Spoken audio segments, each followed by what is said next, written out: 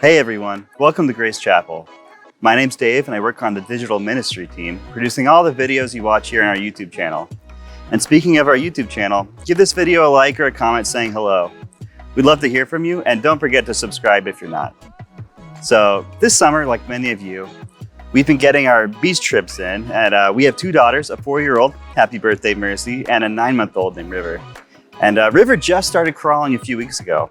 Well, a crawling baby at the beach is an entirely different situation than a stationary baby. We've been blocking fistfuls of sand left and right. She's been trying to put them in her mouth. Finally, she just gave up with the hands and intentionally just put her face right in the sand with her mouth wide open. And her mission was accomplished. I truly hope some of you have been able to get some good summertime memories with your friends and family this year as well. I want to let you know about an important event coming up specifically for our online campus. The Senior Pastor Search Committee is hosting listening sessions for each of our campuses with the goal of hearing from you. We want to hear your hopes, dreams, and concerns and questions as we continue through this season of searching for Grace Chapel's next senior pastor. The listening session for the online campus is today, Sunday, August 13th at 2 p.m. over Zoom. You can find out more information by going to grace.org/seniorpastorsearch. Your voice is so important to this process, so we really hope that you can join us today. Today, we're going to hear a message about how meaningless life is from Pastor Leah and Breton. How's that for a setup? But before we hear from her, let's join together in a time of worship. God, we thank you for this opportunity to come and worship you today. I pray that each person with us would feel your presence as we seek you together. I pray over Pastor Leah's message that it would resonate in our hearts and help us to draw closer to you and to each other as we learn to let go. Amen.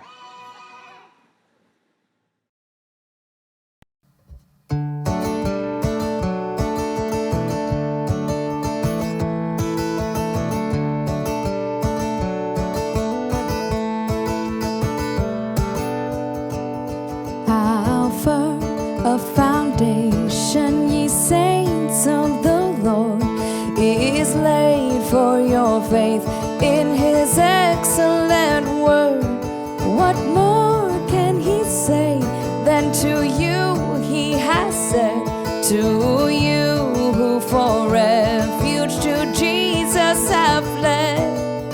Hey, yeah. Ooh, ooh.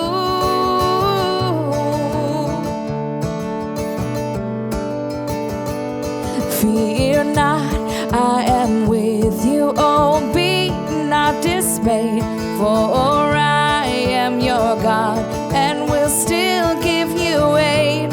I'll strengthen you, help you, and cause you to stand, upheld by my righteous, omnipotent hand. Oh,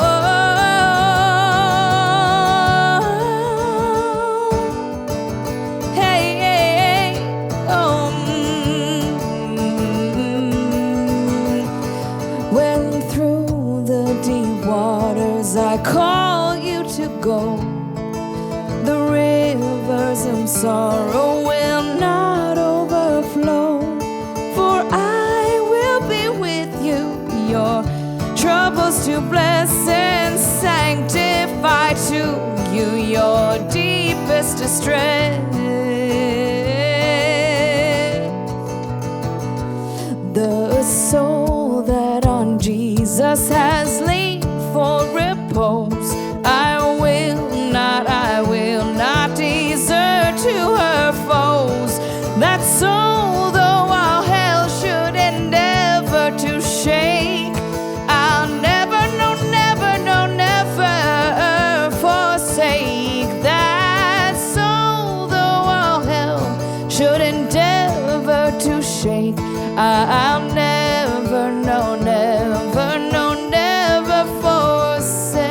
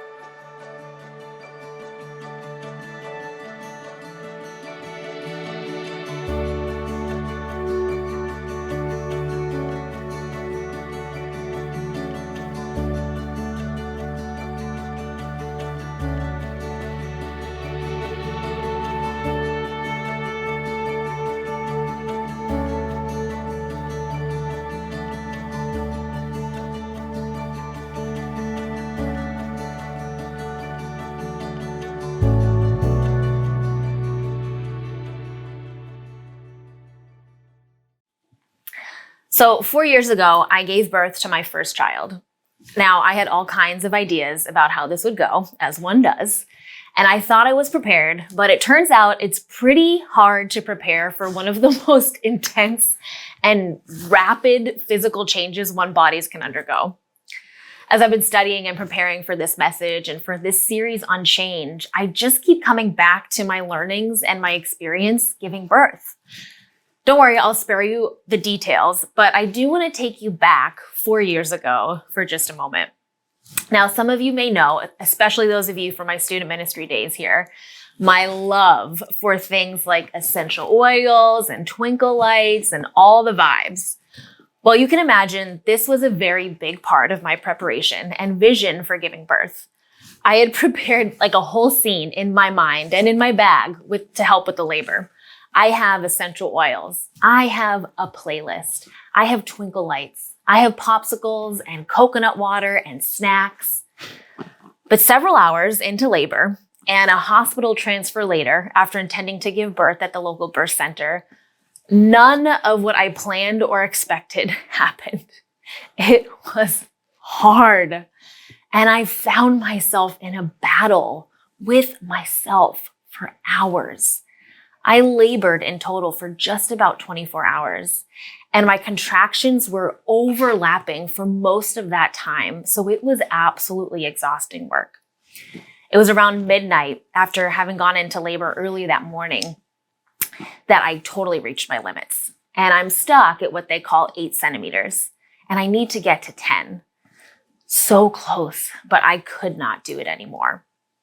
So with the counsel of my midwife and some intervention, it gave me the chance to rest and get enough energy to push, which took about 2 hours. Our daughter Lake was born at 6 a.m. that next morning. Here's a picture just literally moments after she was born, before we even knew that she was a girl. And for anyone who's experienced this or bore witness to the birth of a human being, you know what an incredible and awe-inspiring moment this is, whatever the journey was to get you there. I also want to acknowledge that it can be a devastating moment or reminder, even as I share this story for some. How we come into the world reminds us just how out of control we are in beautiful and absolutely devastating ways. Well, after that experience, I became truly captivated with how it is that life comes into this world, but also with the ability of the human body and its biological wiring for change, from how a baby develops into a toddler and a child and an adolescent, and how the body giving birth to that life knows what it needs to do, is prepared for the changes it needs to make. Well, the truth is, I find myself reflecting also an awful lot these days on the birth process because, well, we are expecting our 3rd child in January. Here's a picture of our first ultrasound several weeks back. And we are simultaneously thrilled and, well, a little crazed at the thought. But before getting to what it will be like to have 3, I really find myself here in this 3rd pregnancy consuming endless content about pregnancy and birth. For my 2nd child, I had a C-section because my squirmy little boy was breech at the very last minute. And even though that was an even more different experience than I expected, I was so grateful to have a healthy baby boy, Coda, that was born back in June of 2021.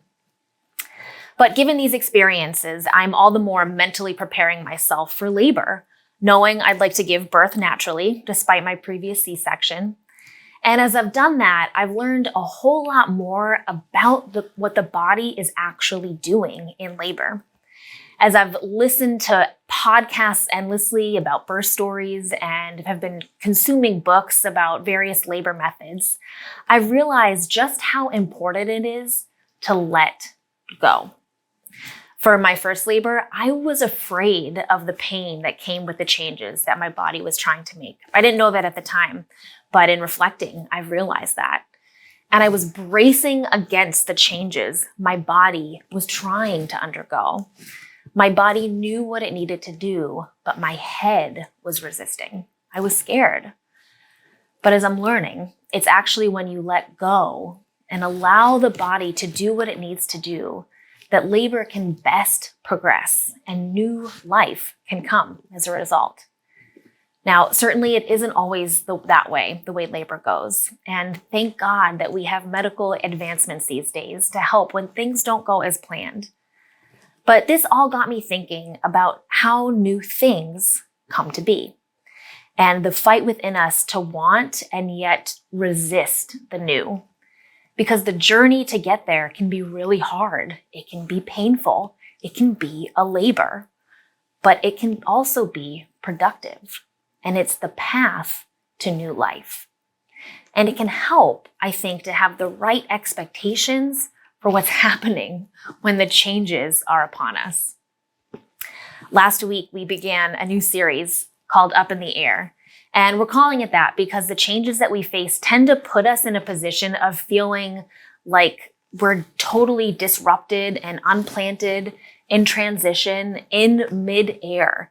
A place where we don't feel like we have much control. Like those split seconds when a trapeze artist jumps from one bar to the next. Some of us might be on a bar or maybe in midair right now, in the middle of or knowing a leap is coming, whether we're ready or not, which may or may not be of our choosing. A new school year, a new job, a new baby, a move, a relationship change, a job loss, the loss of a loved one. Some of us might not be in a change, but may be sensing it's time to make a change. But what that change is might be a little bit of a mystery, might be unknown. But the unknown can often keep us from pursuing what that stirring may mean. For some, maybe the change doesn't feel like it needs to be an external change, but more internal. You may just be dissatisfied with who you've become as a friend, as a parent, as a spouse, as a roommate. So as we began to ask last week, why is it that change is so constant and so difficult? And how can we navigate change in a way that is actually good for us? And what does God expect from us in times of change? And what can we expect from God? How can we learn to let go, to make room for a change to happen? And how do we know when to let go? Last week, Pastor Brian introduced the Old Testament book of Ecclesiastes, which means teacher or preacher. And the book opens and closes with another voice that sets up and gives the final word to what the teacher has to say. But the majority of the book is the teacher sharing his journey of finding meaning in life. Now, this book, as we began to see last week, is not meant to be an apologetic for the existence of God. It's pressing the question, does God matter? And it's because of the troubling observations the teacher has about life and about change that he goes on this quest. Brian touched on this opening chapter last week, but we're going to spend some more time here in Ecclesiastes 1 today. So listen to Ecclesiastes 1, verses 1 through 2. The words of the teacher, son of David, king in Jerusalem. Meaningless, meaningless, says the teacher. Utterly meaningless. Everything is meaningless. What do people gain from all their labors at which they toil under the sun? Okay, before you jump in your mind to interpret or make sense of what the teacher is talking about here, just take a moment to take these words in at face value. Do you hear the angst in the teacher's voice? The desperation, the exhaustion? I wonder if parts of your journey has led you to moments like this, throwing your hands up and saying, it's all meaningless. Those moments when we feel maybe at our lowest and most vulnerable can be so hard. But maybe, instead of that being a moment of weakness, could it be a moment of honest insight? An insight that is key to moving through change. Let me show you what I mean. The translation of the word meaningless here is a helpful translation, but the word is a little bit more robust than that. It's the Hebrew word hevel. So basically saying, hevel, hevel, says the teacher. Utter hevel. Everything is hevel. So meaningless is how lots of our Bibles translate it, or some say vanity, is how we typically interpret hevel. And that's kind of a way that we make sense of it in a more figurative way that the teacher is using it. But the more literal translation of the word is vapor, or an evaporated cloud, meaning it's here 1 minute and gone the next, like vapor or smoke. When it's there, you can perceive it, but it soon disappears. And the moment you try to grab onto it, it disperses. It can't be held or contained as you might suspect. So in the 12 chapters, the teacher will use this word hevel or vapor 38 times to describe what he has learned and observed about the nature of life. And he looks at a variety of realities in life here in these following chapters that lead him all to the same conclusion. He says in verse 13 and 14 in this same chapter 1, I applied my mind to study and to explore by wisdom all that is done under the heavens. What a heavy burden God has laid on mankind. I have seen all the things that are done under the sun. All of them are meaningless, a chasing after the wind. And this phrase, chasing after the wind, is echoed throughout as well.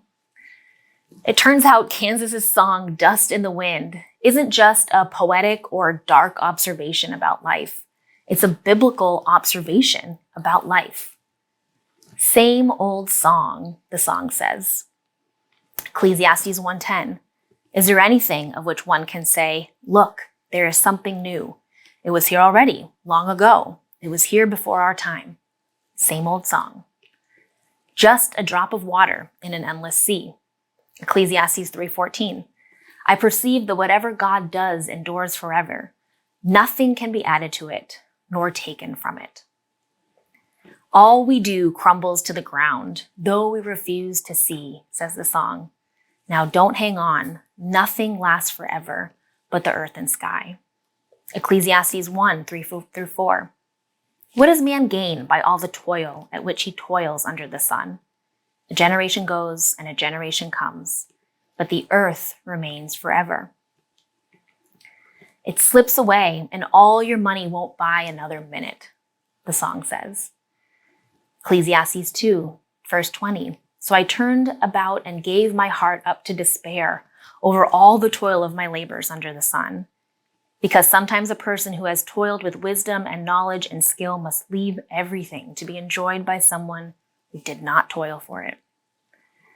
Dust in the wind. All we are is dust in the wind. Ecclesiastes 3:20.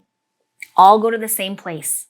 All come from dust, and to dust all return. This song echoes the insights of the teacher in Ecclesiastes and gives a pretty helpful summary, actually. No matter what we do, time marches on. Death comes to us all. Our striving and gains don't change that. No matter what we do, we cannot avoid these realities. There are no guarantees under the sun. And this, the author of Ecclesiastes says, is hevel. Work or career, it's hevel. You toil as hard as you want, but your work won't necessarily last, and it won't be passed on necessarily to be continued. Think you can do something new? It's been done. Nothing new under the sun. Hevel. Meaningless. Unfair. Accumulate wealth or legacy? Think that will bypass these realities? Nope. Hevel. Okay. So what about forgetting it all and just pursuing pleasure? Yep, the teacher tries that too. In Ecclesiastes 2, verse 10, I denied myself nothing my eyes desired. I refused my heart no pleasure. My heart took delight in all my labor, and this was the reward for all my toil. Yet, when I surveyed all that my hands had done and what I had toiled to achieve, everything was meaningless, a chasing after the wind. Nothing was gained under the sun. Meaningless, meaningless. Everything is meaningless. Unpredictable, unstable, no guarantees. Okay, so what about being wise, pursuing life with wisdom with a good head on, like the book of Proverbs suggests. The teacher pursues that too. Ecclesiastes 2:15. What then do I gain by being wise? I said to myself, this too is meaningless. For the wise, like the fool, will not be long remembered. The days have already come when both have been forgotten. Like the fool, the wise too must die. So the teacher observes the same fate for both the wise and the fool. Even the pursuit of a good thing like wisdom doesn't guarantee an outcome. And it doesn't lead to a different place in the end. It leads to death. This is hevel, the teacher says. Now, in the context of a church, amongst many who consider themselves believers or people of faith, you may bristle at this a little bit. But before we jump to some kind of figurative interpretation of this, think for a second about your lived experience. Life, as the teacher says, cannot be controlled, meaning we can pursue all sorts of ways to achieve certain outcomes, but ultimately, it won't give us what we want or expect. It can't be as reliable as we think it might be. It doesn't last. It's here one moment, gone the next. It's hevel. If you've ever had a moment of faith crisis or frustration or anger about God not delivering on something we might expect, God, I did all the right things. Why is this happening? You've known the hevel of life. We have certain expectations about how things in our life are supposed to go. Expectations can hardly be avoided. But as religious or spiritual people, sometimes these expectations can show up in the form of what one pastor calls the myth of religious fulfillment, which he describes as the expectation that God's role in our life is to make our life better, which usually translates to deliver on the expectations I have for happiness and fulfillment. If we do X, my life will look like Y.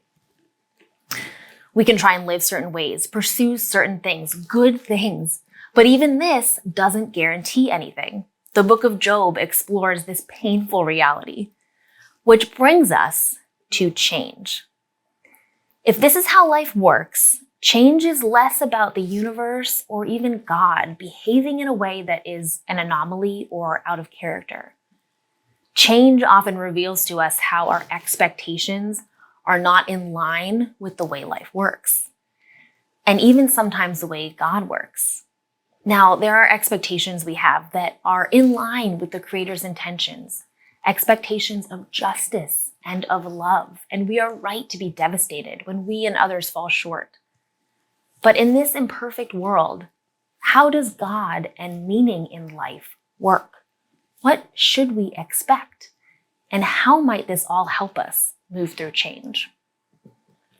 I want to look at one more passage at the end of chapter 2 in Ecclesiastes. And it's the first of 4 proverbs of sorts that the teacher mentions, which all take the form, there is nothing better than. So it's signaled to us as the reader that amidst the litany of all the things that are hevel, unreliable, here is a reliable truth. There is nothing better for mortals than to eat and drink and find enjoyment in their toil. This also, I saw, is from the hand of God. For apart from him, who can eat or who can have enjoyment? For the one who pleases him, God gives wisdom and knowledge and joy. But to the sinner, he gives the work of gathering and heaping, only to give to one who pleases God. This is also vanity and a chasing after wind. This is our first clue as to how the teacher is interpreting his insights about life and about how might one respond in faith to the meaninglessness of life. First, in verse 24, life is to be enjoyed. To eat and drink signifies contentment. Sitting down for this meal, for this drink, in this moment, this daily provision, this daily bread. Second, verse 25, life is intended and enjoyed as a gift from God, the giver. The food and drink and relationship that nourishes us this day is a gift from God. And we enjoy these things in a different kind of way when we see them as gift. Third, in verse 23, says the one who pleases God, meaning the one who sees life as a gift from God. Speaking, in other words, to one's worldview, not one's morality. This person receives wisdom, knowledge, and joy. Wisdom to navigate the ups and downs of life. Knowledge of how life works, not from the accumulation of facts, but from experience. And joy, contentment in the gifts of life. This food, this drink, this relationship, for example. But the sinner, meaning the person who is not amoral, but the person who cannot see what is given in life as a gift, but instead perceives that she must accumulate and gather for herself in order to find meaning or contentment. This person will experience more devastatingly the vapor, the dust that is these things. But the person who trusts the giver of the gift, the daily provision of God, instead of the one who responds out of fear and reliance on one's own efforts or control, this is the key to navigating life, to facing change. So the person who lets go of the need to control, to accumulate, the person who lets go of their own partially viewed expectations, this person will begin to have knowledge, wisdom, and joy. So it's not that all of life is meaningless. It's that its meaning cannot be contained. Its meaning is expansive. It's ever evolving, and it's much bigger than we can see. Its meaning cannot be controlled, meaning these things that are gifts in our life aren't meant to be for our own gain or our own security. Its meaning cannot be hoarded, can't be owned or bought or kept forever. The meaning of life is not in anything or life circumstance, good or bad. It is in something bigger than that. It's in the moment-to-moment relationship with the giver of all these things as we experience the gifts. And this truth is not meant to leave us in dismay. It's meant to free us. Let's think for a moment about one of the most iconic let it go moments in recent history. I'm talking, of course, about Queen Elsa in Frozen. Now, for those who haven't seen it or who don't have someone in your life whose favorite color is Elsa blue, let me give you a rundown. Queen Elsa is born with magical powers. Growing up, she doesn't understand how to control or use her powers, especially when she feels elevated emotions like fear or anger. These powers end up hurting her younger sister at a young age because she doesn't know how to use them yet. And in turn, for years, she locks herself up and keeps herself sequestered off from those she loves and shutting herself off from her emotions. It works until her coronation, when her feelings of protection for her sister Anna cause her emotions to stir up once again, and of course her powers, revealing in front of everyone what she's been hiding, that she has powers, but they don't seem to be for good. They seem to be for evil. Devastated and afraid, Elsa leaves the castle and sets out for the snowy wilderness. And in a moment, the world that she had built all these years comes crashing down. And feeling that she's lost everything, this is what she sings. The wind is howling like the swirling storm inside. Couldn't keep it in. Heaven knows I tried. Don't let them in. Don't let them see. Be the good girl you always have to be.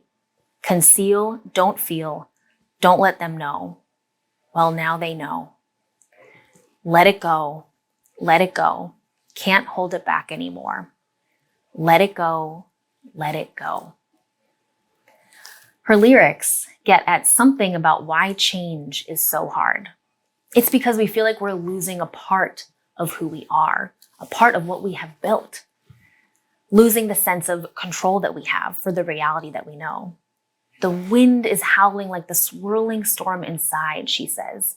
She feels in chaos, entering a new season of life where she doesn't have control. Now, the control that Elsa had was also her prison. And so letting go in this moment is both terrifying and hard, but it's also exhilarating. If you've seen the movie, you know there's more hard ahead for Elsa, and she'll struggle with returning to her ways of isolating and controlling.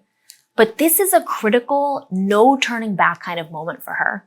And she will ultimately learn that the meaning of life is not in her ability to hold on, but in her ability to let go. Her posture, even at the beginning of this song, is clenched and holding on. And by the end of the song, she is more expanded and open and free. And that sets her on a journey of transformation. An external change that was out of her control became an opportunity for her to change on the inside. Something new springs forth for her. And as she learns to let go, she learns to let joy and love and trust in. And she returns to Arendelle by the end of the movie completely different than before. She has a relationship now with her sister Anna and her other friends like Olaf and Kristoff and Sven. Life is so much richer as a result of her letting go and learning to trust instead of control. And it's interesting, actually, that the second movie opens early on with a song about change, how seasons change and the things around us change. But the relationships we hold dear this day sustain us. Ecclesiastes is saying this too. And that relationship is one rooted in God, the creator of all things, which in this world, all will pass away, but in the next will be eternal. There is a similar iconic story of letting go like this in scripture, a crossing the threshold into something new but terrifying. Last week, we talked about the change the Israelite people experienced in the loss of Moses as their leader and embrace of Joshua. Well, it's earlier in their story that they experience another change, and a pretty epic one, from slavery to freedom as they cross the Red Sea. This is like the OG Disney let it go moment, if there ever was one. But similar to Elsa, the journey to really learn to let go is not easy. In Numbers chapter 14, verse 1 picks up well into their time in the wilderness now. They're in this in-between space. And here's what it says. That night, all the members of the community raised their voice and wept aloud. All the Israelites grumbled against Moses and Aaron, and the whole assembly said to them, "If only we had died in Egypt or in this wilderness. Why is the Lord bringing us to this land only to let us fall by the sword? Our wives and children will be taken as plunder. Wouldn't it be better for us to go back to Egypt?" Letting go is not easy because it can often lead us to the wilderness between two realities, in transition, in a place that is unfamiliar and uncomfortable and maybe even a little dangerous. But what if that's the place that needs to be crossed through to get to something new? A few verses later, we hear Moses and Aaron and other leaders reply to them, which is essentially an emotional, visceral cry declaring that the promised land is exceedingly good. And if they are to trust God, they need not be afraid because the Lord is with them. Where do you feel afraid these days? Where are you holding on to control? Where are you tempted to turn back to what is familiar because it feels safer, but it is actually a place of enslavement? Well, as we close, I want to give you an opportunity to listen to a parable. It's a modern day parable about a trapeze. It's written by the late author Dan Perry from his book, Warriors of the Heart. And as you listen and consider the metaphor, listen for God's invitation and promise to you and exactly the thing you are fearing or holding on to or wanting to change but don't know where to start. Begin imagining what it would look like to choose trust over fear.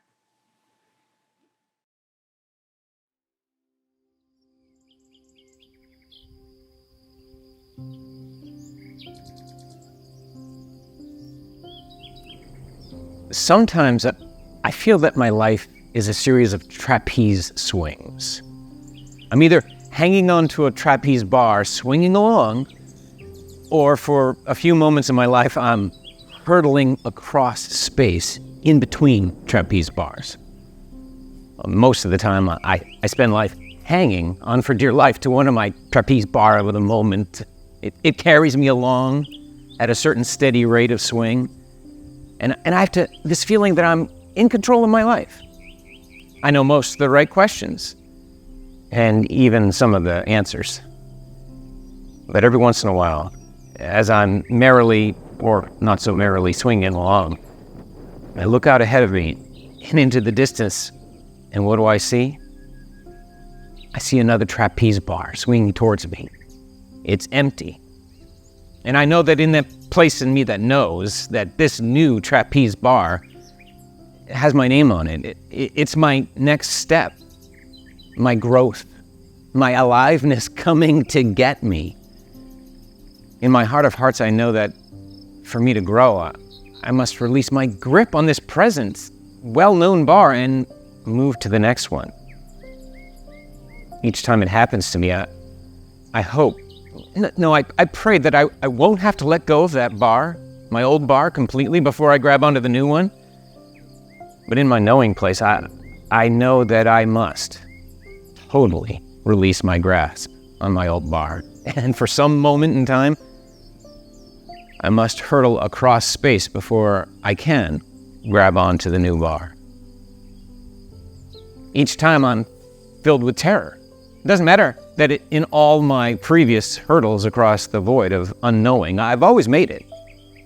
I am each time afraid that I will miss, that I will be crushed on the unseen rocks at the bottom chasm between the bars. I do it anyway. And perhaps this is the essence of what the mystics call the faith experience. No guarantees, no net, no insurance policy. But you do it anyway. Because somehow, to keep hanging on to that old bar, it's no longer on the list of alternatives. So, for an eternity that can last a microsecond or 1,000 lifetimes, I soar across that dark void of the past is gone, the future is not yet here. It's called transition. I've come to believe that this transition is the only place where real change occurs. I mean, real change. Not the pseudo change that only lasts until the next time my old buttons get punched.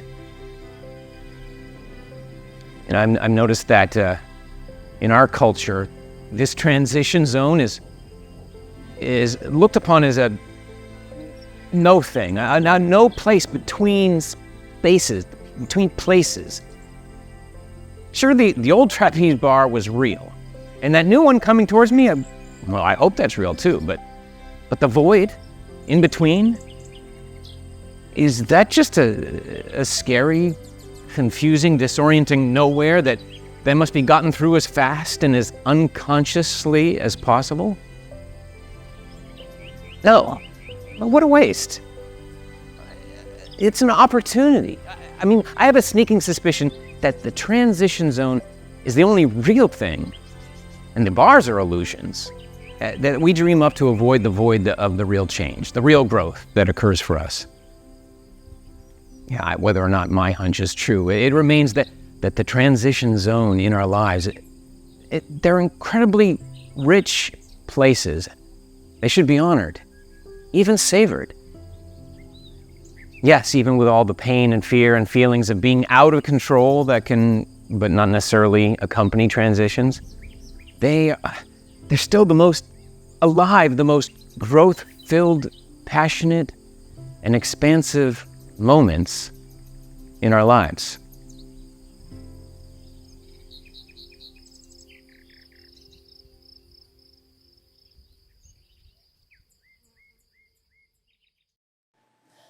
We change by letting go. We let go by practicing trust over fear. We make room for knowledge and wisdom and joy in our life when we let go, when we practice trust over fear. This parable we just heard echoes the truth of Ecclesiastes. The meaning isn't in the things, it's in the thing in between the thing. The reliance on the God who is the giver, creator, changer, provider, sustainer. And the promised land that is promised to us might be seen only in part in the gifts we receive, but it's promised to us in full in the new creation. That is the promised trajectory of creation, made known and made real in the life, mission, and resurrection of Jesus. So where are you holding on to control? Imagine yourself letting go and choosing trust instead of fear. As I close in prayer, I invite you to meditate for a moment on that question. So let's pray.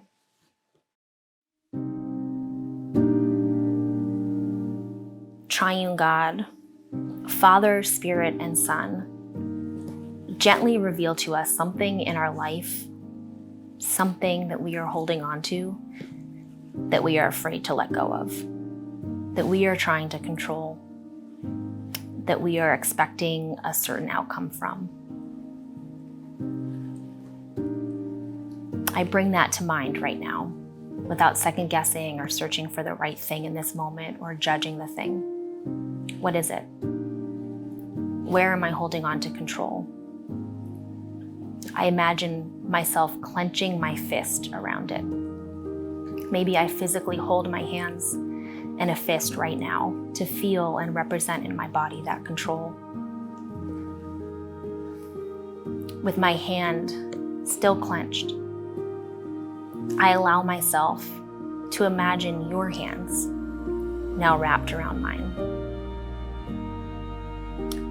I imagine you with me right now, not judging the fear or control or grief that I hold, but with me in it.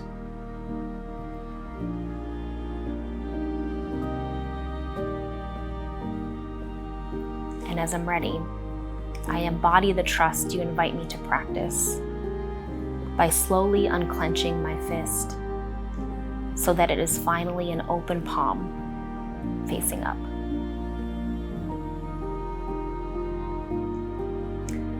And as I do that, I feel the release in my whole body, as even for this moment, I release what's clenched and feel your trusting, loving presence with me.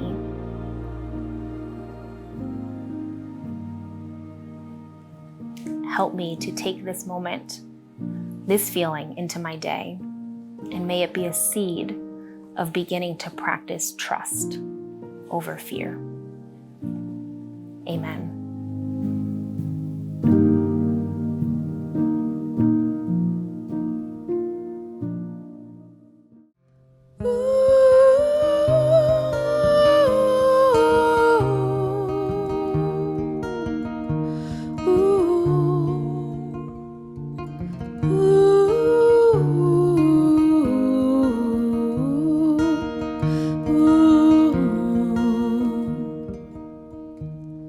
Be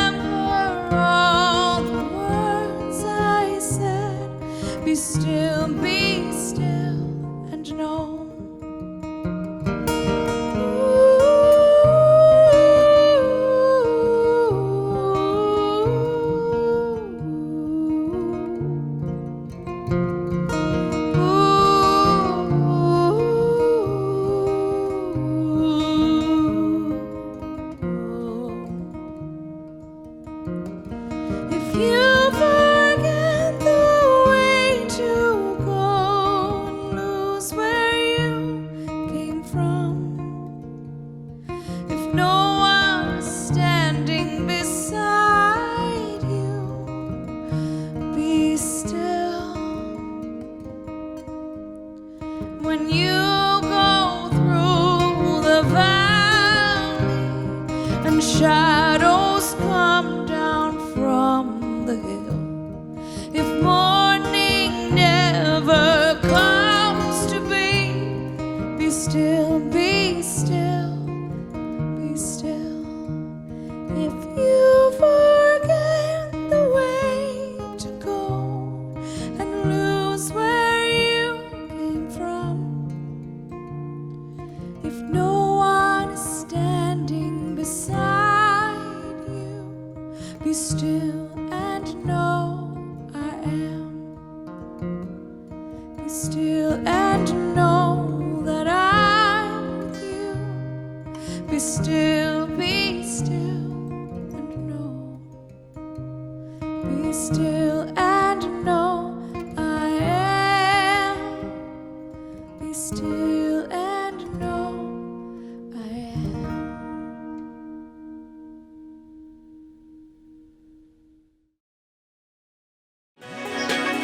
Thanks for joining us today. Go in peace.